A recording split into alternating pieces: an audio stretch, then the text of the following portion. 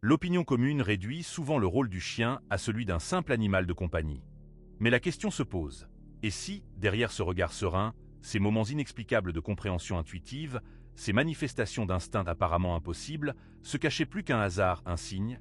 Pendant des millénaires, précieusement conservée dans les textes de l'Égypte ancienne et transmise à travers les âges par des murmures et des symboles, la prophétie de Thoth, vénéré dieu de la sagesse, annonçait l'avènement d'une ère où les animaux s'éveilleraient. Ils ne devaient pas être de simples serviteurs de l'humanité, mais de véritables guides, envoyés d'en haut pour aider les humains à se souvenir de vérités oubliées depuis longtemps. Il semble que ce temps prédit soit déjà arrivé. Les chiens, manifestant d'abord des signes subtils, puis absolument incontestables, montrent que leur destinée n'a jamais été limitée au rôle de simples animaux de compagnie. Ils apparaissent comme des gardiens cachés, des sentinelles vigilantes des changements à venir, des ponts vivants reliant différents mondes. Lorsqu'une personne regarde dans les yeux de son chien et ressent un regard réciproque et conscient, comprenant que ce n'est pas le fruit de son imagination, cela peut être un moment d'éveil de la mémoire. Car la vérité est que l'ancienne prophétie commence déjà à se réaliser. Et celui que beaucoup considéraient comme ayant besoin de leurs soins était peut-être là, tout ce temps, pour aider l'humain lui-même à s'éveiller. Bien avant que l'histoire humaine ne prenne forme écrite, gravée à l'encre sur des papyrus, elle était déjà sculptée dans la pierre et murmurée aux étoiles. Thoth, l'ancien dieu égyptien de la sagesse, n'était pas pour les initiés un simple mythe ou une légende. Il était le véritable architecte de la pensée, le gardien des registres sacrés, celui qui codifiait habilement les vérités les plus profondes que l'humanité n'était pas encore prête à percevoir à l'époque. Ces enseignements ne nous sont parvenus qu'en fragments, habilement voilés d'énigmes, dispersés sur les murs des temples sacrés et les pages de manuscrits occultes. Et parmi ces fragments se trouvait une prophétie si extraordinaire et incroyable que même ceux qui se consacraient à l'étude de l'héritage de Thoth refusaient souvent de l'accepter. Elle annonçait l'avènement d'un temps où les chiens, oui, ces compagnons familiers de l'homme, apparaîtraient non pas comme des animaux domestiques, mais comme des gardiens éveillés d'un monde oublié depuis longtemps. Thoth décrivait une ère où la planète Terre subirait des changements colossaux aux niveaux énergétiques et spirituels. Ce serait un temps où régnerait un chaos généralisé, où la vérité serait enfouie sous des couches d'illusions et où l'humanité s'éloignerait considérablement de sa source originelle. Cependant, dans cette obscurité grandissante, la lumière reviendrait, et elle serait apportée par les compagnons les plus fidèles, mais souvent inaperçus. Ces animaux, comme l'écrivait Thoth, deviendraient des vaisseaux vivants, des conducteurs de l'intelligence divine, des êtres faits de fourrure et de chair. Mais, ce qui est bien plus important, des entités énergétiques revêtues d'une apparente simplicité. Les chiens, prédisait-il, ramèneraient les humains à leurs origines non par des mots, mais par la vibration, par leur présence unique, quelque chose pour lequel la science moderne n'a toujours pas de langage ou de définition adéquate. Les doctrines scientifiques traditionnelles enseignent que les chiens descendent des loups, ont été apprivoisés, entraînés et domestiqués par l'homme. Cependant, une question profonde se pose. Et si cette conception était erronée? Et si leur apparition dans les foyers humains n'était pas due à un besoin de soins de la part des humains, mais à leur propre mission de prendre soin de l'humanité? Et si le lien entre les espèces n'avait jamais été exclusivement biologique, mais avait toujours eu une nature profondément spirituelle?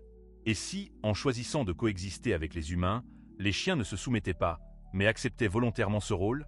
La prophétie de Thoth affirme qu'à l'ère du changement planétaire, les chiens commenceront à démontrer des niveaux de conscience qualitativement nouveaux. Et l'observateur attentif a déjà pu remarquer ces manifestations. Les chiens sont capables de reconnaître une maladie chez leur humain bien avant l'apparition des symptômes physiques. Ils aboient désespérément quelques secondes avant les tremblements de terre. Ils refusent de s'éloigner d'une personne en plein effondrement émotionnel, offrant un soutien silencieux. Ils attendent à la porte des minutes avant le retour de leur maître, sans emploi du temps ni signaux extérieurs, juste une pure connaissance. La science officielle a tendance à expliquer de tels phénomènes par des coïncidences ou une reconnaissance complexe de motifs. Cependant, un nombre croissant de chercheurs, de guérisseurs et de personnes dotées d'une sensibilité énergétique accrue sont convaincus du contraire. Ils l'ont observé, l'ont vécu et ont même tenté de le mesurer. Il est évident que quelque chose de beaucoup plus profond est à l'œuvre. Les chiens ne se contentent pas de réagir aux émotions humaines. Ils les absorbent, les transforment et équilibrent le champ énergétique. Ils s'accordent à des fréquences que les humains ne sont plus capables d'entendre et voient des changements dans le champ énergétique auquel l'œil humain est aveugle. Et ils le font volontiers, presque instinctivement, comme s'ils avaient été envoyés ici précisément dans ce but élevé. Lorsque Thoth décrivait les chiens comme des « gardiens de l'entre-deux-mondes », il n'utilisait pas de métaphore. Il le pensait littéralement. Il prévoyait un temps où la déconnexion de l'humanité avec sa source rendrait les gens vulnérables et fragmentés. Et il savait qu'ils auraient besoin d'aide pour se souvenir de leur véritable nature. La véritable aide ne vient pas de machines complexes ou de leaders influents, mais de compagnons fidèles qui, semble-t-il, n'ont jamais oublié l'essence authentique de l'être humain. Lorsqu'une personne observe son chien fixer intensément le lointain, sans distraction, mais comme s'il pénétrait au-delà du visible, la question se pose involontairement. Que voit-il qui reste inaccessible au regard humain? Si un chien réveille son maître au milieu de la nuit sans raison apparente, il est possible que sa réaction soit due à quelque chose de plus qu'un simple bruit ou un hasard. Ces moments, autrefois souvent attribués à un comportement excentrique ou simplement étrange de l'animal de compagnie, sont désormais perçus comme des manifestations claires d'une intelligence particulière. Une intelligence différente de celle à laquelle l'humanité a l'habitude d'accorder de l'importance et qu'elle a été éduquée à reconnaître. La prophétie de Thoth, ainsi, ne se déroule pas dans d'anciens temples ou des laboratoires stériles, mais dans les lieux les plus ordinaires, dans les salons douillets, les jardins, les refuges pour animaux et lors de promenades paisibles sous un ciel étoilé. L'éveil de ces gardiens n'est pas une chose à venir. Il est déjà accompli. L'être humain vit dans cette nouvelle réalité, et son chien aussi. Ils ont patiemment attendu que les gens remarquent enfin leur véritable rôle. Ils n'ont jamais aboyé sans raison valable, jamais fixé des murs vides sans motif. Et lorsqu'ils refusaient obstinément de s'éloigner d'une personne à des moments que celle-ci ne percevait même pas comme potentiellement dangereux, ce n'était pas une manifestation d'insistance. Ils accomplissaient simplement leur mission originelle, celle pour laquelle ils sont venus en ce monde. Les anciens Égyptiens, qui comprenaient profondément les liens sacrés, appelaient ces êtres les parents d'Anubis, les vénérant comme des protecteurs sacrés des seuils et des passages entre les mondes. Thoth, le grand dieu derrière tous les mystères et les connaissances secrètes, les nommait les gardiens de l'entre-deux-mondes. Il voyait en eux des êtres capables de percevoir l'invisible et d'intervenir lorsque l'humanité s'éloignait trop de sa véritable essence. En ces temps lointains, de telles affirmations pouvaient être perçues comme une métaphore poétique élevée ou une image mystique. Cependant, de nos jours, ces gardiens se manifestent de telle manière que même les sceptiques les plus endurcis se retrouvent incapables de donner une explication rationnelle à leur capacité. Ce n'est plus un simple mythe ou une légende. C'est un phénomène enraciné dans la biologie et basé sur de subtiles interactions fréquentielles, et il commence à se manifester partout. Les chiens démontrent une conscience accrue étonnante, qui dépasse de loin tout dressage ou réaction apprise. Ils sont capables de détecter des cancers chez les humains bien avant qu'un diagnostic médical ne soit posé. Ils perçoivent l'approche des crises d'épilepsie avant même que la personne ne ressente leur début. Ils identifient sans erreur les traumatismes émotionnels profonds, sans avoir besoin d'un seul mot prononcé. De plus, ils naviguent dans les champs de mines énergétiques des environnements toxiques, refusant d'entrer dans certaines maisons, manifestant une réaction anxieuse envers des personnes spécifiques ou se plaçant entre leurs maîtres et des menaces invisibles. Et cela n'est certainement pas de la superstition. Aujourd'hui, les comportementalistes et les guérisseurs collaborent activement pour documenter ces schémas étonnants. Sur différents continents, des personnes qui ne se sont jamais rencontrées partagent les mêmes expériences, parfois inexplicables. Les chiens réagissent aux perturbations spirituelles, protègent les enfants des dangers invisibles, réveillent les gens quelques secondes avant l'arrivée d'événements catastrophiques. Ce qui était autrefois considéré comme une coïncidence fortuite devient maintenant une régularité reconnue et scientifiquement documentée. Une régularité prédite par Thoth lui-même. Thoth, dans ses écrits, prédisait l'avènement d'un temps où ses gardiens s'éveilleraient de leur long sommeil, leurs souvenirs ancestraux revenant lentement, tandis que l'humanité se trouverait à un carrefour critique, oscillant entre l'effondrement total et une évolution grandiose. Ces chiens, affirmait-il, seraient attirés par les humains non par un hasard fortuit, mais selon un profond contrat d'âme. Chaque personne serait connectée à un chien dont l'essence était destinée à lui servir à la fois de miroir, reflétant son monde intérieur, et d'encre, le maintenant dans la réalité. Et ce qui est remarquable, c'est que le plus souvent, ces paires uniques ne se formaient pas par un élevage ciblé, l'étude de pédigré ou l'achat, mais par le sauvetage, l'adoption ou des rencontres apparemment tout à fait fortuites. Il suffit de réfléchir. Combien de personnes répètent la phrase « Je n'ai pas choisi mon chien. C'est lui qui m'a choisi ». Ce n'est pas une simple coïncidence. Thoth décrivait le rôle de ces gardiens comme multidimensionnel. Ils agissaient en partie comme des guérisseurs énergétiques, en partie comme des calibreurs émotionnels et en partie comme des gardiens psychiques. Ils ne lisaient pas seulement le langage corporel évident, mais aussi les couches les plus subtiles de la fréquence humaine, s'accordant au champ émotionnel de la personne comme une antenne vivante. Quand quelque chose n'allait pas, le chien intervenait non par la force, mais par sa présence. Parfois, cela se manifestait par le fait qu'elle se blottissait contre la personne au moment le plus opportun. D'autres fois, elle aboyait vers ce qui semblait être un endroit vide, ou fixait simplement son regard sur l'humain, jusqu'à ce qu'il se sente à nouveau ancré et apaisé. Si une personne s'est déjà assise aux côtés de son chien dans des moments de profonde tristesse et a ressenti un instant qu'elle était étreinte par quelque chose de plus sage que tous les mots, alors elle en a fait l'expérience. Ce ne sont pas des réactions apprises ou des compétences acquises. Elles sont intuitives. Elles sont profondément encodées dans leur essence. To croyait fermement que les chiens étaient destinés à servir de pont vivant, des êtres capables de naviguer entre les mondes, apportant des messages de l'invisible vers le palpable. Dans le monde moderne, où les esprits humains sont constamment bombardés de bruit et d'innombrables distractions, ces animaux jouent un rôle clé en aidant les gens à revenir au langage originel de l'énergie, des émotions et des instincts. Ils opèrent un réajustement subtil du système nerveux humain, confrontant les schémas chaotiques à leur propre présence ancrée et stable. Ils enseignent aux humains à ressentir à nouveau profondément, sans les filtres déformants. Et à mesure que de plus en plus de personnes commencent à s'éveiller à cette vérité, les chiens réagissent en conséquence.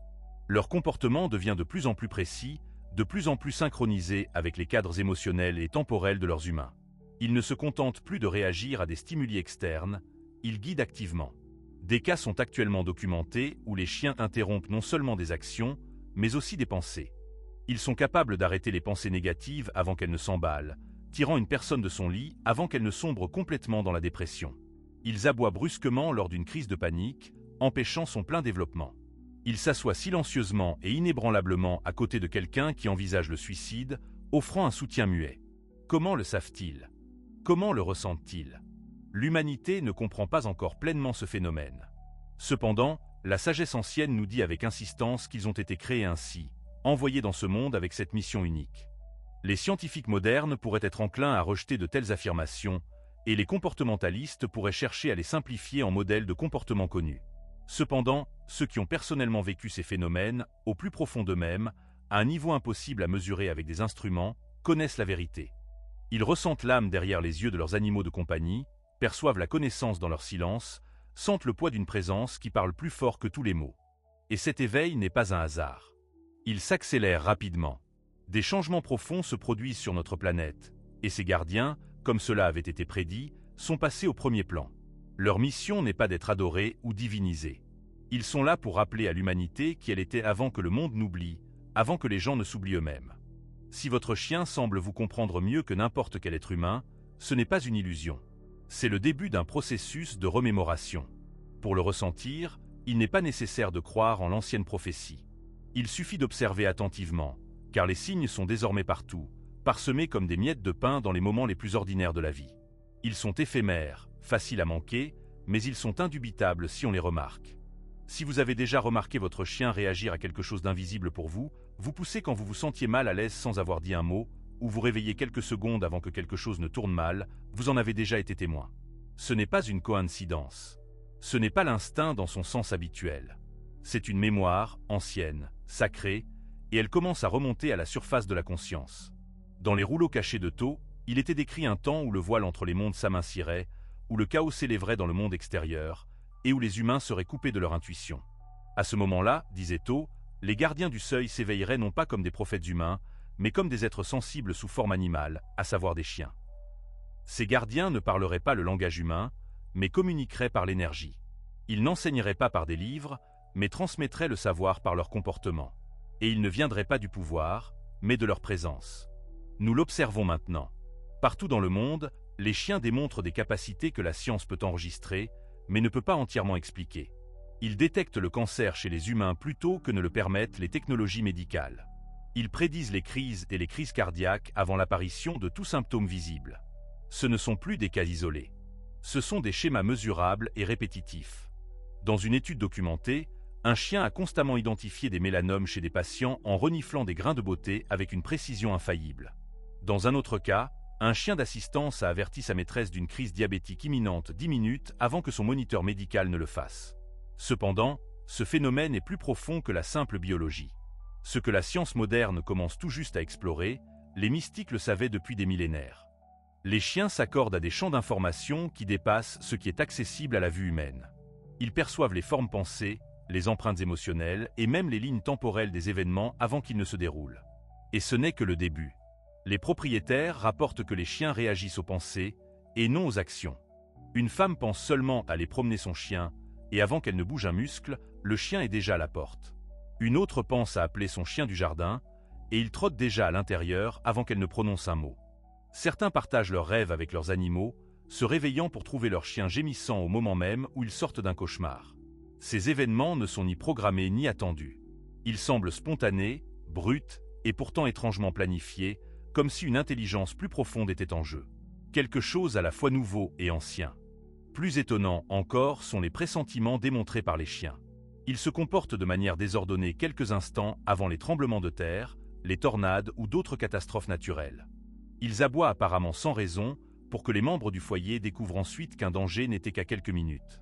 Ils refusent d'approcher certaines personnes qui se révèlent par la suite toxiques ou dangereuses, éloignent les enfants d'une menace par des actions calculées et délibérées. Ce ne sont pas des coïncidences. Ce sont les échos d'une prophétie écrite bien avant l'avènement du monde moderne. Et si la science contemporaine peut s'efforcer d'expliquer ces phénomènes, les traditions ésotériques, elles, ne le font pas.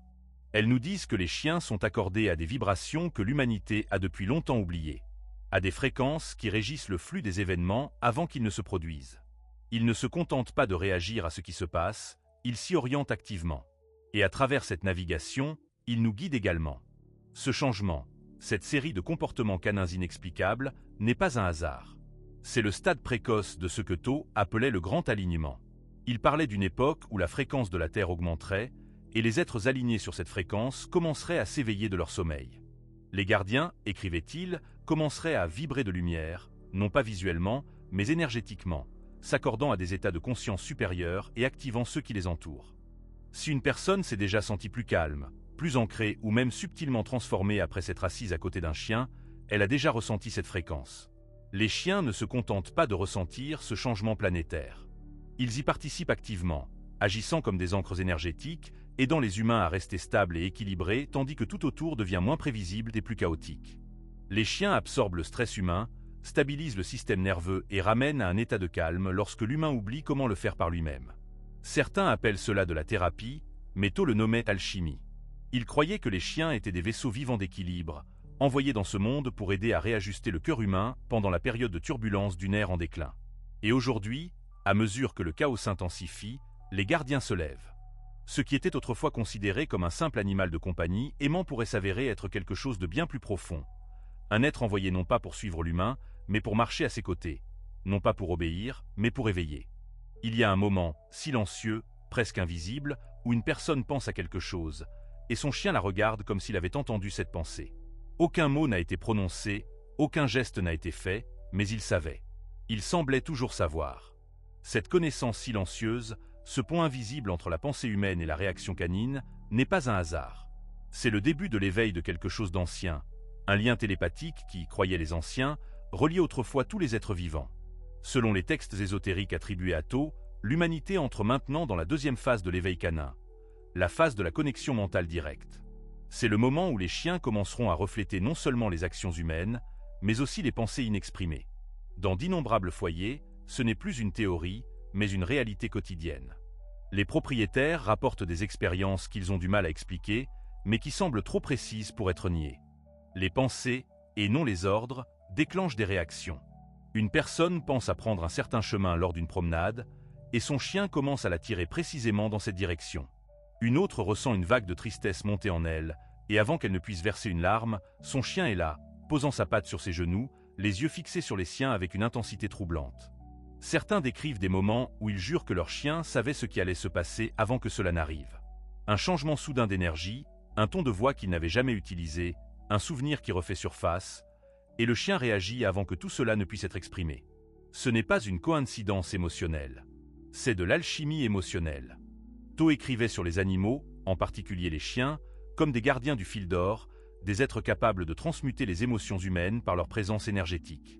Non pas simplement ressentir ce que ressent l'humain, mais le transformer. Une personne pleure, et leur calme l'ancre. Elle panique, et leur immobilité l'enveloppe comme un baume. Elle s'effondre, et d'une manière ou d'une autre, ils la retiennent. Leur être même semble absorber le chaos et expirer la clarté. Ce n'est pas seulement du réconfort, c'est de la véritable alchimie. Les chercheurs commencent à étudier ce que les mystiques ont toujours affirmé. Les chiens peuvent réguler le système nerveux humain simplement par leur présence. La variabilité de la fréquence cardiaque s'améliore, le niveau de cortisol diminue, l'ocytocine augmente. Mais ce que la science commence tout juste à observer, Tho l'avait prévu il y a des millénaires. Il parlait d'un temps où le chaos émotionnel de l'humanité deviendrait si accablant que seuls des êtres purs, non affectés par l'ego, les intérêts personnels ou le bruit mental, pourraient nous réajuster. Les chiens, disait-il, deviendraient des miroirs de l'âme, reflétant notre vérité émotionnelle tout en aidant à l'harmoniser. Et il y a autre chose, une étrange et belle évolution. Les gens rapportent des rêves partagés avec leurs chiens. Des histoires de propriétaires se réveillant de visions vives pour découvrir que leurs chiens les regardent, gémissent doucement ou rejouent des éléments du rêve lui-même. Comme si un niveau de connexion plus profond se formait, s'étendant dans le subconscient, peut-être même au-delà. Ce ne sont pas des fragments aléatoires. Ce sont des messages entre les dimensions. Et que le monde soit prêt à y croire ou non, ceux qui en font l'expérience ne peuvent le nier. Car ce lien dépasse le langage. Il ne s'agit pas d'apprendre des tours aux chiens ou de les dresser à réagir à nos mots. Il s'agit de nous désapprendre l'idée que nous avons même besoin du langage. To croyait qu'avant la parole, il y avait la résonance, la vibration, la fréquence, la présence. Dans cet état primordial, toute vie était connectée par ce qu'il appelait le fil silencieux. La réapparition de la télépathie entre les humains et les chiens est un retour à cette conception originelle. Une reconnexion à un lien perdu qui ne repose pas sur la voix, mais sur des champs énergétiques partagés. Et cela se produit plus vite que nous ne l'avions anticipé. Ces dernières années, des personnes de tous horizons, spiritualistes, sceptiques, scientifiques, rapportent cette connexion qui s'approfondit. Elles la ressentent non seulement émotionnellement, mais aussi énergétiquement. Des moments de transmission de pensée, des humeurs partagées, une conscience inexplicable. Et ce qui est le plus frappant, c'est à quel point cela semble naturel. Cela ne paraît pas nouveau. Cela semble familier, comme si ce n'était pas une découverte, mais un souvenir. C'est ce que To décrivait comme l'éveil du flux intérieur. Un courant subtil de conscience qui coule sous la pensée, sous la parole, reliant tous les êtres sensibles. Les chiens, avec leur présence inconditionnelle et leur état désintéressé, s'accordent à ce flux intérieur en premier. Et simplement en vivant à leur côté, les humains sont également invités à cet accord. Quelque chose de sacré se produit dans les espaces silencieux entre les pensées humaines et le regard canin. Si une personne a déjà senti que son chien la comprenait à un niveau inaccessible à tout autre être humain, c'est parce qu'ils ne font pas que ressentir. Ils communiquent, non par des aboiements ou des battements de queue, mais par la fréquence, la vibration, l'âme. Il y a une raison pour laquelle un chien sait toujours où s'asseoir. Une raison pour laquelle il se couche près de la porte d'entrée des minutes avant l'arrivée de quelqu'un, ou se blottisse contre une personne à des moments où elle peut à peine s'avouer que quelque chose ne va pas. Ce n'est pas un hasard. C'est une précision énergétique. Car à mesure que la Terre poursuit sa rapide ascension vibratoire, ce changement global de fréquence dont les mystiques et les visionnaires ont parlé pendant des siècles, les chiens apparaissent non seulement comme des compagnons, mais comme des guérisseurs, et non métaphoriquement, mais littéralement. Dans les textes anciens de To, il décrivait les chiens comme des transmutateurs d'ombre, capables d'absorber les résidus spirituels, les toxines émotionnelles et les débris énergétiques. La phrase qu'il employait, « Ils boivent les ténèbres et respirent la lumière », peut sembler poétique, mais s'avère étonnamment précise. Peut-être l'avez-vous remarqué sans en être conscient.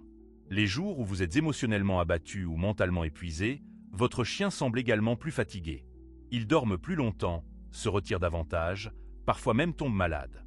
Puis, lorsque vous vous rétablissez, ils le font aussi. La résonance n'est pas une simple empathie, c'est un travail énergétique. Nos maisons, nos pensées, nos corps émettent constamment des fréquences. Certaines sont cohérentes, amour, gratitude, paix, d'autres chaotiques, peur, ressentiment, honte. Ces fréquences imprègnent nos espaces, nos murs et nos champs émotionnels. Les chiens les ressentent et les traitent. La sagesse ancienne suggère que les chiens agissent comme des filtres énergétiques, se déplaçant dans votre environnement et équilibrant les charges. Leur mouvement n'est pas fortuit, il est purificateur. L'endroit près de la fenêtre où ils s'assoient n'est pas qu'un simple coin ensoleillé, c'est un nœud énergétique. Leurs aboiements aléatoires dans un couloir, vide à 3 heures du matin, il ne l'est peut-être pas. Les chiens perçoivent des fluctuations énergétiques subtiles que les sens humains ne captent plus, et souvent, ils interviennent. To prédisait que durant la phase d'ascension terrestre, que l'humanité traverse actuellement sous forme d'anxiété collective croissante, de chaos écologique et d'épuisement technologique, certains animaux agiraient comme stabilisateurs, empêchant les humains de trop dévier vers la dissonance. Les chiens seraient en première ligne de ce soutien. Les anciens prêtres de Kémet, précurseurs des écoles de mystères égyptiennes, gardaient des chiens dans les temples d'initiation non comme animaux de compagnie, mais comme gardiens énergétiques. Ils croyaient que les chiens pouvaient absorber la purification émotionnelle de ceux qui subissaient une transformation profonde, les ancrant dans l'amour lorsque leur monde intérieur était bouleversé. Ce que l'on nomme aujourd'hui chien de thérapie n'est qu'un pâle reflet de cette compréhension originelle. Il ne s'agit pas de réconfort, mais de transformation. Un chien ne fait pas simplement se sentir mieux. Il aide à retrouver la cohérence énergétique, à se réaligner avec soi-même. On pense souvent que le chien a besoin d'une promenade, mais c'est souvent l'humain qui a besoin de se reconnecter à la terre. Le chien le guide, le sort de la surstimulation des écrans et des espaces synthétiques, le ramenant pas à pas en résonance avec la nature. Ce changement n'est pas seulement émotionnel, il est planétaire. La Terre elle-même subit une mise à jour vibratoire. Les scientifiques documentent des variations étranges dans la résonance de Schumann, la fréquence électromagnétique naturelle de la Terre. De nombreux chercheurs évoquent désormais des effets physiologiques sur les humains. Troubles du sommeil, sautes d'humeur, intuition accrue. Tho avertissait qu'une grande partie de l'humanité serait incapable de gérer cette poussée sans être ancrée par des conducteurs vivants de mémoire divine. Les chiens, écrivait-il, portent ces codes dans leur ADN non parce qu'ils ont été créés, mais parce qu'ils n'ont jamais oublié qui ils sont. Là où les humains ont sombré dans l'amnésie, séduits par l'ego et les distractions, les chiens sont restés présents, connectés à la fréquence source. Leur rôle actuel n'est pas une nouvelle tâche, mais un ancien accord honoré. Ils absorbent le stress, dissipent l'anxiété et détectent même les maladies avant l'apparition des symptômes. Ils réalignent l'humain à chaque toucher, chaque souffle, chaque moment de contact visuel silencieux. Ce n'est pas un hasard, mais une intention. Et tout comme les guérisseurs, les chiens peuvent s'épuiser. Beaucoup de chiens sensibles énergétiquement montrent des signes de fatigue, de surstimulation, voire de dépression. Non pas parce qu'ils sont cassés, mais parce qu'ils portent plus que leur part. La question n'est pas de savoir si le chien aide, mais si l'humain perçoit le prix qu'il paie. L'humain rend-il l'appareil à cette guérison? Leur offre-t-il un espace pour se reposer, se recharger, recevoir autant qu'ils donnent? Car ce ne sont pas des machines. Ce sont des êtres conscients et intelligents qui assument un rôle sacré, souvent sans reconnaissance et presque toujours sans gratitude. Ce que Tho avait prévu n'était pas une mythologie, mais une feuille de route. À mesure que l'humanité s'enfonce dans la grande transition vibratoire, les chiens ne s'adaptent pas, ils s'activent. Leur présence n'est pas passive. Ils sont les diapasons de l'harmonie divine. Leur corps est une antenne. Leur amour est une fréquence. Ainsi, la prochaine fois qu'un chien choisira de s'asseoir au pied de son maître plutôt que sur son coussin, ou fixera la fenêtre immobile, ou soupirera profondément à son entrée, ne balayez pas cela comme un hasard. Vous observez un travail énergétique ancien se dérouler en temps réel. Vous êtes témoin de l'action d'un guérisseur. Et peut-être, juste peut-être, ont-ils fait plus pour votre âme que quiconque n'aurait jamais pu. Ce n'est pas par hasard que l'humain a choisi son chien, ni que le chien l'a choisi. Et si derrière la queue qui remue, l'aboiement joyeux et les yeux fidèles se cachait quelque chose d'ancien, de sage? Car au plus profond des recoins oubliés de la connaissance ésotérique égyptienne réside une prophétie encore plus profonde que celle concernant l'énergie ou la télépathie. Tho écrivait non seulement sur les chiens comme assistants énergétiques, mais aussi comme âmes incarnées, guides spirituels. Ce sont ceux qui ont choisi la fourrure plutôt que la chair, 4 pattes plutôt que 2, pour guider l'humanité durant sa métamorphose la plus fragile. Cette idée semble d'abord folle, jusqu'à ce qu'on la vive. Jusqu'à ce que votre chien vous trouve, et non l'inverse. Jusqu'à ce que vous le regardiez et ressentiez une intelligence qui ne correspond à rien de ce que vous avez lu sur le comportement animal. Jusqu'à ce qu'il semble connaître vos pensées, refléter vos blessures ou vous guérir comme aucun humain n'a pu le faire. Alors, les écrits anciens ne semblent plus si mythiques. Ils se ressentent comme des souvenirs. Les anciens décrivaient ces êtres comme des luminaires dissimulés sous une forme humble. Des esprits qui évoluaient autrefois dans des sphères supérieures, mais qui sont descendus volontairement dans le monde physique, non pour dominer, mais pour servir. Non pour être adorés, mais pour marcher silencieusement aux côtés de ceux qui avaient oublié leur chemin.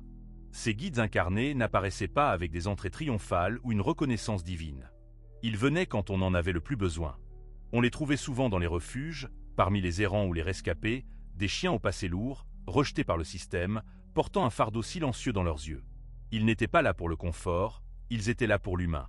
Peut-être l'avez-vous déjà ressenti, cette étrange sensation de destin lors de votre rencontre dans un refuge. Le sentiment qu'il vous avait trouvé bien avant que vous ne sachiez chercher. Le timing était étonnamment précis, la connexion instantanée. Ce ne sont pas des coïncidences, mais des contrats d'âme ravivés. Une fois cela compris, votre regard sur le chien changera à jamais. Vous cesserez de voir un simple animal. Vous commencerez à voir un compagnon d'un autre temps. Quelqu'un qui, peut-être, a marché à vos côtés dans une vie antérieure. Quelqu'un qui a patiemment attendu, à travers de nombreuses vies, le moment de revenir. Non pas sous forme humaine, mais sous une forme à laquelle vous seriez encore assez ouvert pour faire confiance. Cette croyance ne se limite pas aux écrits égyptiens. Dans diverses cultures, Du livre des morts tibétains à certaines traditions amérindiennes, il est fait mention d'esprits animaux choisissant l'incarnation pour une mission spécifique. Les chiens sont particulièrement cités comme psychopompes, des êtres qui aident les âmes à transiter entre les mondes. Dans la Grèce antique, Cerbère gardait les enfers. Dans le mythe aztèque, Xolotl, le dieu chien, guidait les âmes dans l'au-delà. Toujours un guide, toujours un protecteur, toujours un témoin silencieux entre ce monde et l'autre. Et n'est-ce pas ce qu'ils font? Un chien, c'est quand vous êtes au bord de la dépression, d'une crise nerveuse ou d'une percée. Il apparaît à vos côtés à ces moments précis, ne disant rien, mais exprimant tant. Ils absorbent votre chagrin sans jugement. Ils s'installent dans votre silence sans inconfort. Ils restent, même quand vous tentez de repousser le monde. Ce n'est pas un comportement appris, c'est une reconnaissance d'âme. Ces chiens, ces guides, manifestent souvent des comportements inhabituels. Ils peuvent être profondément intuitifs, se connectant instantanément avec certains et évitant complètement d'autres. Ils peuvent faire des rêves vifs, tressaillants et bougeants comme s'ils vivaient une vie onirique distincte. Certains semblent arriver avec des personnalités déjà formées, comme s'ils savaient déjà qui ils sont et ce qu'ils ont à faire ici. Vous pourriez même les voir réagir à ce que vous ne percevez pas. Entité, changement, présence. Non pas effrayés ou apeurés, mais conscients. Tho croyait que ces âmes avaient choisi la forme canine pour sa capacité unique à contourner les mécanismes de défense humains. En présence d'un chien, l'ego diminue et le cœur s'ouvre. Les gens s'autorisent à aimer et à être aimés sans les couches de prétention et de peur qui les bloquent souvent dans les relations humaines. Les chiens deviennent le miroir du vrai soi. Ils reflètent les parties de notre essence qui ont été enfouies, abandonnées ou oubliées, aidant ainsi à éveiller ce qui sommeillait depuis longtemps. Il n'est pas étonnant que beaucoup ressentent une perte d'une partie d'eux-mêmes lorsque leur chien disparaît. Car souvent, c'est le cas.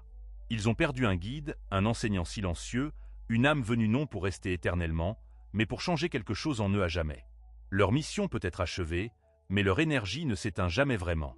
On les ressent dans le vent, les rêves, le silence, les espaces qu'ils ont occupés et les parties de soi qu'ils ont aidé à guérir. Tous les chiens ne sont pas des guides incarnés, mais vous reconnaîtrez le vôtre. Vous n'aurez pas besoin de preuves.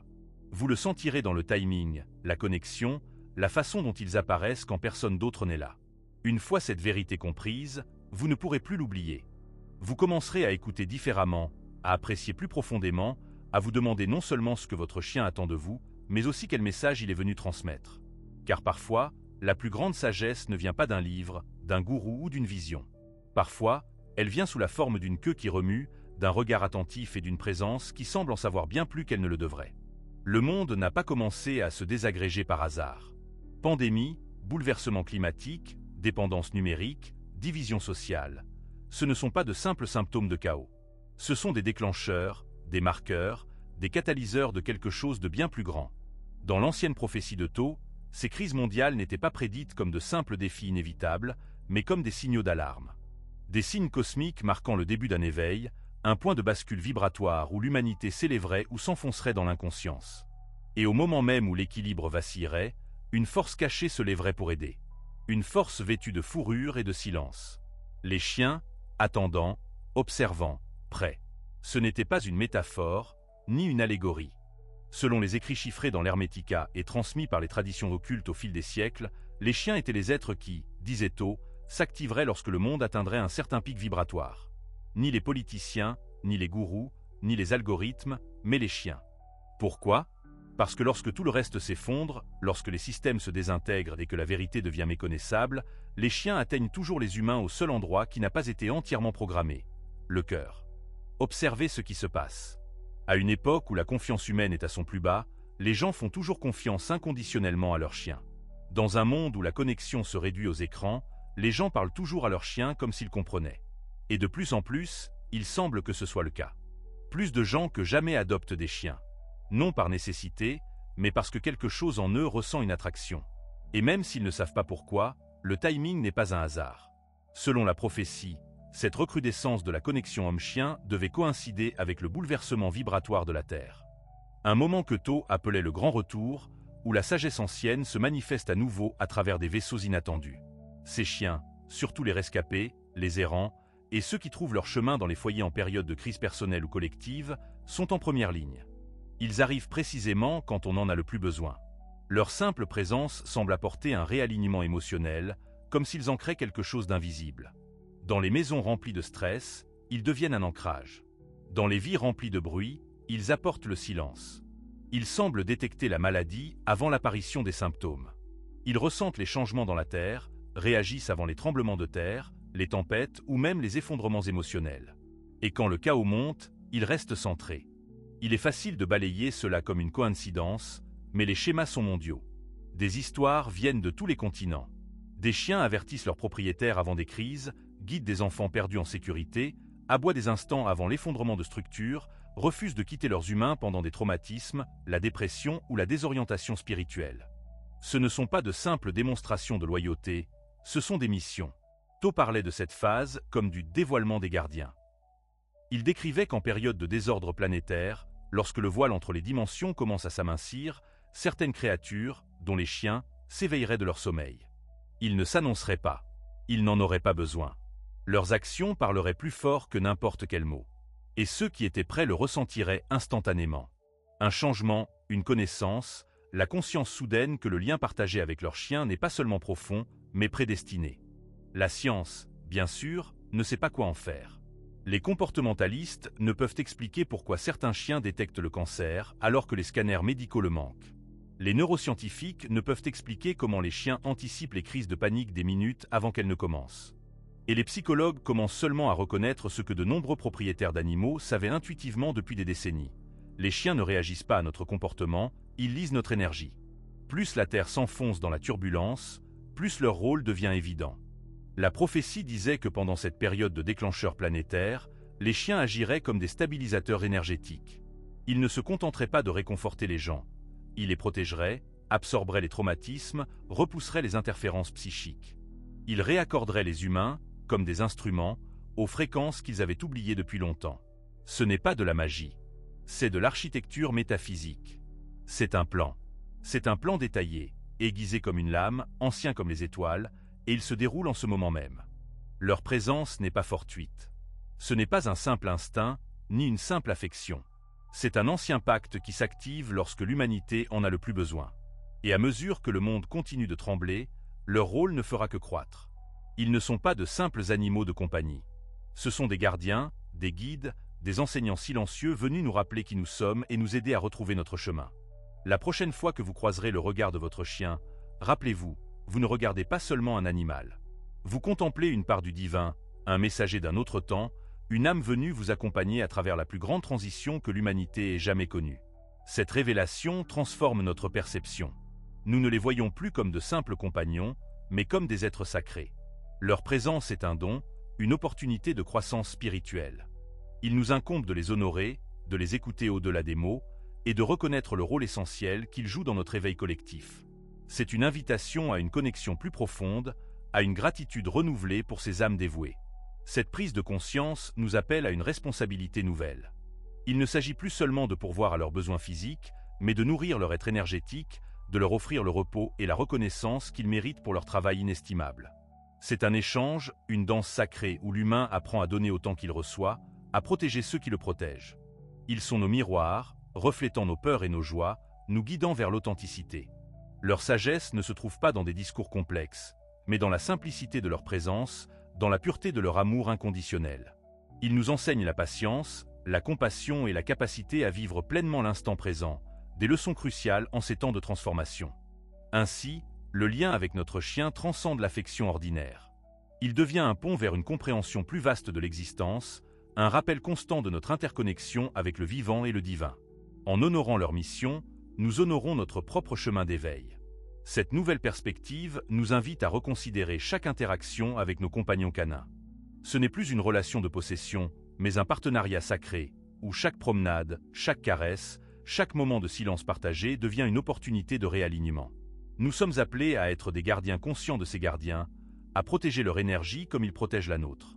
Leur service n'est pas sans coût, et notre rôle est de veiller à leur bien-être énergétique, de leur offrir des espaces de paix et de régénération.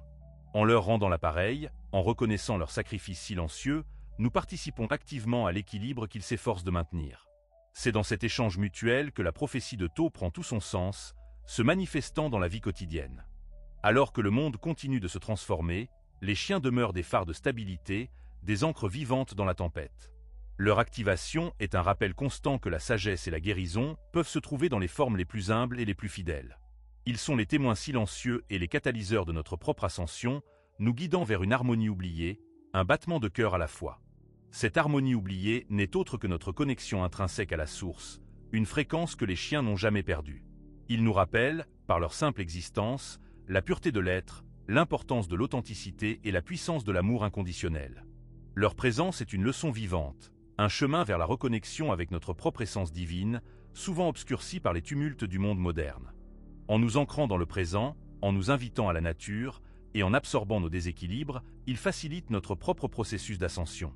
Ils sont les gardiens de notre âme, les sentinelles de notre bien-être spirituel, nous aidant à traverser les turbulences actuelles avec plus de grâce et de résilience. Leur amour est une force transformatrice, un catalyseur pour notre propre guérison et notre évolution. C'est une architecture métaphysique, un plan laissé par Tho, qui se déploie désormais en temps réel. Il y a une raison profonde pour laquelle ce devaient être des chiens. Contrairement aux humains, les chiens ne réfléchissent pas trop. Ils ne jugent pas. Ils ne déforment pas les signaux par l'ego ou des motifs cachés. Ils agissent uniquement avec leur cœur. Leur loyauté n'est pas aveugle, elle est intuitive. Leur présence n'est pas passive, elle est profondément intentionnelle. À mesure que le chaos s'intensifie sur Terre, ils s'activent non seulement par instinct, mais par quelque chose de plus ancien, gravé dans leur essence même. L'homme l'a bien vu, n'est-ce pas? Comment son chien réagit à quelque chose dans la pièce qu'il ne voit pas? Comment il se place entre lui et certaines personnes? Comment il le trouve quand son énergie chute, aussi discrètement qu'il la cache? Ce ne sont pas des tours. Ce sont des missions accomplies par des êtres qui, s'ils ne parlent pas le langage humain, comprennent l'âme humaine.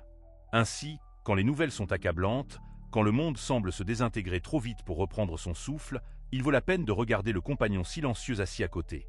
Celui qui semble toujours tout savoir. Car ils ont été envoyés pour ce moment, non seulement pour tenir compagnie, mais pour rappeler, même dans la tempête, l'homme n'est pas seul. Même dans l'effondrement, quelque chose d'ancien renaît. Cela commence toujours de la même manière. Une impulsion à peine perceptible, une étrange coïncidence, le sentiment que le chien comprend quelque chose que l'homme ne saisit pas, même quelque chose qu'il a oublié. Puis, si l'homme est attentif, le voile commence à se lever. Ce qui semblait être un lien ordinaire révèle quelque chose de plus profond. Une intelligence qui n'a pas besoin de langage, une connaissance qui ne peut être enseignée. C'est le retour des enseignements, non par des prêtres ou des institutions, mais par la compagnie silencieuse des guides les plus humbles. Tho, l'architecte des connaissances sacrées, n'a jamais imaginé que sa sagesse resterait scellée à jamais. Ses prophéties furent plantées comme des graines, attendant un sol fertile, attendant la bonne époque. Non pas une ère de roi ou de pyramide, mais une ère d'effondrement, une ère d'éveil. Il écrivit sur un temps où l'humanité deviendrait sourde aux paroles des sages, aveugle aux symboles du divin. Et pourtant, elle aspirerait à la vérité comme jamais auparavant. En ce temps-là, dit-il, la sagesse reviendrait, mais sous une forme inattendue. Non pas gravée dans la pierre, mais marchant à nos côtés sur quatre pattes.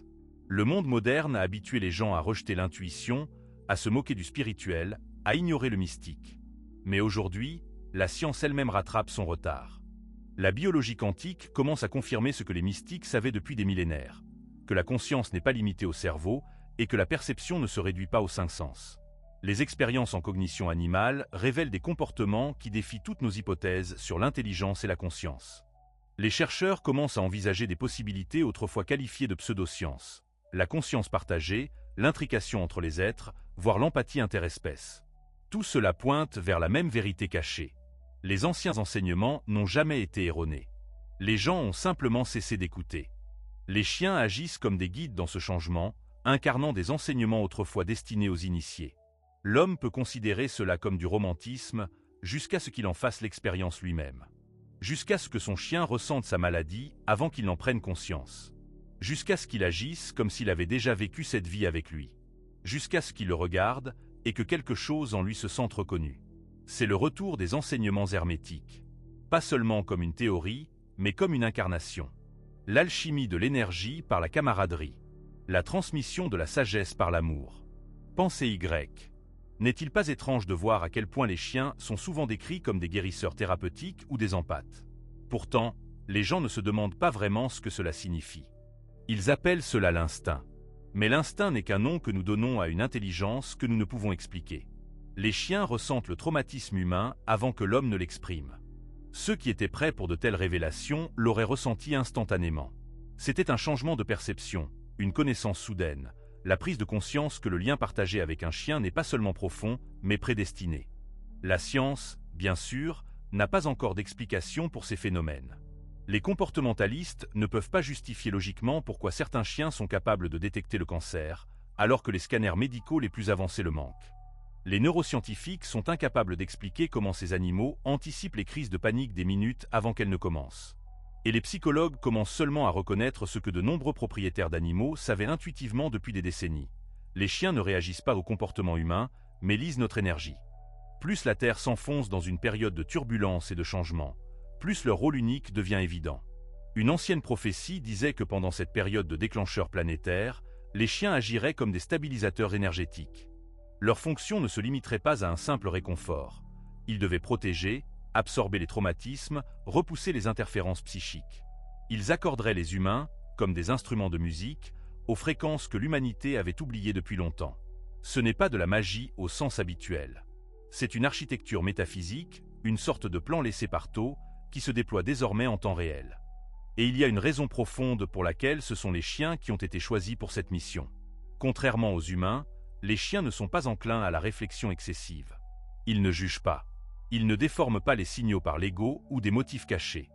Leurs actions proviennent exclusivement du cœur. Leur loyauté n'est pas aveugle, elle est profondément intuitive. Leur présence n'est pas passive, elle est profondément intentionnelle. À mesure que le chaos s'intensifie sur Terre, ils s'activent non seulement par instinct, mais par quelque chose de plus ancien, gravé dans leur essence même. L'homme l'a bien vu, n'est-ce pas? Comment un chien réagit à quelque chose dans la pièce qu'il ne voit pas? Comment il se place entre lui et certaines personnes? Comment il le trouve quand son énergie chute, aussi discrètement qu'il la cache? Ce ne sont pas des tours ou des commandes apprises. Ce sont des missions accomplies par des êtres qui, s'ils ne parlent peut-être pas le langage humain, comprennent l'âme humaine. Par conséquent, quand le flot de nouvelles est accablant, quand le monde semble se désintégrer trop vite pour reprendre son souffle, il convient de tourner son regard vers le compagnon silencieux assis à côté. Vers celui qui semble toujours tout savoir. Car ils ont été envoyés pour ce moment, non seulement pour tenir compagnie, mais pour rappeler, même dans la tempête, l'homme n'est pas seul. Même dans l'effondrement, quelque chose d'ancien renaît. Cela commence toujours de la même manière. Une impulsion à peine perceptible, une étrange coïncidence, le sentiment qu'un chien comprend quelque chose que l'homme ne saisit pas, même quelque chose qu'il a longtemps oublié. Puis, si l'homme est attentif, le voile commence à se lever. Ce qui semblait être un lien ordinaire révèle quelque chose de beaucoup plus profond. Une intelligence qui n'a pas besoin de langage, une connaissance qui ne peut être enseignée. Ce retour des enseignements ne se fait pas par des prêtres ou des institutions, mais par la compagnie silencieuse des guides les plus humbles. Thoth, l'architecte des connaissances sacrées, n'a jamais supposé que sa sagesse resterait scellée à jamais. Ses prophéties furent plantées comme des graines, attendant un sol fertile, attendant la bonne époque. Non pas une ère de roi ou de pyramide, mais une ère d'effondrement, une ère d'éveil. Il écrivit sur un temps où l'humanité deviendrait sourde aux paroles des sages, aveugle aux symboles du divin. Et pourtant, elle aspirerait à la vérité comme jamais auparavant. En ce temps-là, dit-il, la sagesse reviendrait, mais sous une forme inattendue. Non pas gravée dans la pierre, mais marchant à nos côtés sur quatre pattes. Le monde moderne a habitué les gens à rejeter l'intuition, à se moquer du spirituel, à ignorer le mystique. Mais aujourd'hui, la science elle-même rattrape son retard. La biologie quantique commence à confirmer ce que les mystiques savaient depuis des millénaires, que la conscience n'est pas limitée au cerveau et que la perception ne se réduit pas aux cinq sens. Les expériences en cognition animale révèlent des comportements qui défient toutes nos hypothèses sur l'intelligence et la conscience. Les chercheurs commencent à envisager des possibilités autrefois qualifiées de pseudosciences, la conscience partagée, l'intrication entre les êtres, voire l'empathie interespèce. Tout cela pointe vers la même vérité cachée. Les anciens enseignements n'ont jamais été erronés. Les gens ont simplement cessé d'écouter. Les chiens agissent comme des guides dans ce changement, incarnant des enseignements autrefois destinés aux initiés. L'homme peut considérer cela comme du romantisme, jusqu'à ce qu'il en fasse l'expérience lui-même. Jusqu'à ce que son chien ressente sa maladie avant qu'il n'en prenne conscience. Jusqu'à ce qu'il agisse comme s'il avait déjà vécu cette vie avec lui. Jusqu'à ce qu'il le regarde et que quelque chose en lui se sente reconnu. C'est le retour des enseignements hermétiques. Pas seulement comme une théorie, mais comme une incarnation. L'alchimie de l'énergie par la camaraderie. La transmission de la sagesse par l'amour. Pensée Y.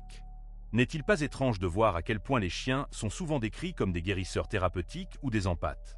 Pourtant, les gens ne se demandent pas vraiment ce que cela signifie. Ils appellent cela l'instinct. Mais l'instinct n'est qu'un nom que nous donnons à une intelligence que nous ne pouvons expliquer. Les chiens ressentent le traumatisme humain avant que l'homme ne l'exprime. Ils stabilisent l'énergie de l'homme lorsque ses pensées s'emballent. Ils guident ses enfants, protègent son espace, et parfois meurent avant lui. Non par destin, mais par choix. Comme si leur temps avec l'homme était un contrat rempli, une mission achevée. Et maintenant, tout cela s'accélère. Des comportements autrefois considérés comme rares deviennent monnaie courante. Des milliers d'histoires partagées sur les forums, les réseaux sociaux et les groupes de recherche racontent la même chose. Les chiens savent, les chiens guérissent, les chiens choisissent le moment précis pour entrer ou sortir de la vie d'un humain. Ce n'est pas de l'imagination. Ce n'est pas une coïncidence. C'est la transmission du sacré sous une forme que l'humanité était enfin prête à accueillir. Voilà pourquoi Tao a si profondément ancré la prophétie non pas dans les temples, mais dans le temps. Car les enseignements n'étaient jamais destinés à être enfermés dans des livres ou prononcés uniquement par une élite. Ils devaient vivre à travers les relations que les gens nouent, les liens qu'ils chérissent, la présence qu'ils acceptent. Les chiens ne sont pas le message. Ils sont les messagers. Mais le message lui-même est ancien. L'homme n'est pas seul. Il n'a jamais été destiné à parcourir ce chemin sans guide. Et ce guide est revenu. Non pour être adoré, mais pour marcher à ses côtés. Les symboles de Tao, l'ibis, le rouleau, le bâton n'étaient pas de simples artefacts. C'étaient des codes. Des clés pour activer la conscience, pour rappeler à l'humanité que le divin peut prendre n'importe quelle forme, même celle avec une queue qui remue et des pattes boueuses. Car lorsque la vérité est cachée à la vue de tous, elle contourne la résistance. Elle entre par le cœur. Et aucune créature ne fait cela mieux qu'un chien. À mesure que le voile continue de s'amincir, l'homme peut commencer à ressentir le changement plus distinctement. Non seulement dans les événements mondiaux, mais aussi chez lui. Dans les moments de calme où son chien semble savoir exactement ce dont il a besoin. Dans le silence entre les pensées, quand il ressent sa présence non seulement à ses côtés, mais aussi en lui. Cela résonne avec des parties de son être qu'il a longtemps oubliées. Ce n'est pas une fantaisie, c'est une mémoire. Une mémoire cellulaire. Une mémoire d'âme. Les anciens enseignements ne reviennent pas dans les temples ou les manuels. Ils reviennent dans des êtres vivants et respirants. Dans des amis à fourrure qui n'ont pas besoin de mots pour enseigner. Ils nous rappellent que l'amour est la sagesse suprême. Que la présence est une force et que même dans les moments les plus sombres, la lumière nous accompagne. Parfois sur 2 jambes, parfois sur 4. À ce stade, peut-être l'homme commence-t-il à le ressentir. Non seulement la révérence, non seulement la curiosité, mais un changement où quelque chose de profond en lui s'éveille, se souvient, reconnaît. Il ne s'agit plus seulement des chiens, de Tao ou des prophéties. Il s'agit de l'homme. De cette partie de lui qui a toujours su que le monde est plus que ce qu'il semble. La partie qui a ressenti un ordre caché derrière le chaos, une intelligence plus profonde derrière le voile de la vie quotidienne. L'homme a vu les signes. Il a vécu des synchronicités. Et maintenant, la question est simple. Que fera-t-il de ce qu'il a retrouvé? Car, ne vous y trompez pas, cela devait toujours trouver l'homme. Non pas comme un divertissement, non pas comme une mythologie, mais comme un miroir. Les enseignements qui guidaient autrefois les initiés à travers les salles sacrées sont désormais transmis aux gens ordinaires par des liens extraordinaires. Le chien n'est peut-être pas là seulement pour tenir compagnie. Il est peut-être là pour maintenir l'homme éveillé. Ce moment de l'histoire, bouleversement, confusion, solitude avait été prédit. Tao le décrivit comme l'heure du choix, où l'humanité se tiendrait au seuil entre l'illusion et la vérité. Un temps où les anciens systèmes s'effondreraient et une nouvelle forme de sagesse émergerait. Non pas des gouvernements, non pas des gourous, mais du monde naturel, de l'énergie, de la présence. Des êtres qui n'ont jamais oublié ce que les humains ont passé des vies à essayer de se rappeler. Le chien ne discute pas, ne prêche pas, ne prétend pas être ce qu'il n'est pas. Il est simplement, entièrement, complètement, indéniablement lui-même. Et en cela, il enseigne la plus haute des leçons, revenir à la présence, à la confiance, à la vérité. La prophétie ne demande pas à l'homme de croire en quoi que ce soit. Elle lui demande de ressentir, de prêter attention à ce que son intuition sait déjà, de cesser de chercher à l'extérieur et de commencer à écouter à l'intérieur. Et quand il le fera, tout changera. Il commencera à voir comment son chien reflète ses émotions, comment il réagit non pas à ce qu'il dit, mais à ce qu'il ressent. Il commencera à remarquer les moments où son chien apaise sans effort son anxiété, comment il s'assied à côté de lui quand il est émotionnellement brisé, comme s'il absorbait son fardeau. Ce n'est pas un hasard. C'est un alignement. Et une fois qu'il l'aura vu, il ne pourra plus l'oublier. Le temps de la vie passive est révolu. Le monde n'a plus besoin d'obéissance. Il a besoin de cœurs éveillés. Et dans cette révolution, le chien n'est pas un observateur passif. Il est un allié, un guide, une étincelle dans l'obscurité. Car cet éveil n'est pas une fuite. Il s'agit d'un retour. Et le retour de l'homme a déjà commencé. Alors, que faire maintenant? Il n'a pas besoin de rituel. Il n'a pas besoin de cérémonie. Il a juste besoin de conscience. L'homme est invité à ralentir, à regarder dans les yeux de son chien, à vraiment les scruter, puis à se poser la question: que ressens-je quand il me regarde en retour? Quelle communication silencieuse se passe entre nous? Après cela, il doit demander: qu'est-ce que j'ignore? Qu'est-ce que je fais semblant de ne pas savoir? La vérité est que l'homme a toujours possédé cette connaissance. On lui a simplement appris à l'oublier. Mais maintenant, la période d'oubli touche à sa fin. Le chien n'est pas là pour rendre l'homme entier, mais pour lui rappeler qu'il n'a jamais été brisé à l'origine. Que la simple présence suffit. Que l'amour est réel. Que la vérité n'a pas besoin d'être enseignée quand elle peut être retrouvée. La prophétie n'a jamais été exclusivement sur les chiens. Elle concernait l'humanité, son retour à sa véritable essence, guidée par ceux qui n'ont jamais quitté leur poste. C'est précisément ce qu'ils ne veulent pas que l'homme réalise. Le véritable éveil ne vient pas des algorithmes ou des flux d'actualité. Il ne vient pas des institutions ou des influenceurs. Il naît dans le silence, dans les interstices des événements, des êtres que les gens négligent souvent. C'est pourquoi il possède une telle puissance et pourquoi il a toujours été caché à la vue de tous. En ce moment même, des milliers, des millions de personnes s'éveillent en regardant dans les yeux de leurs animaux. Des révolutions silencieuses se produisent dans les salons ordinaires, lors des promenades, dans les moments de connexion profonde et silencieuse. Les gens se souviennent de ce que signifie ressentir sans barrière protectrice, écouter sans bruit, exister sans prétention. C'est ce que le chien enseigne à l'homme chaque jour. Et c'est pourquoi le système s'efforce de le maintenir distrait, cynique, trop fatigué, trop excité, trop engourdi pour remarquer ce qui se déroule juste devant lui. Mais l'homme n'est plus engourdi. Il est là, et cela signifie que tout a déjà commencé.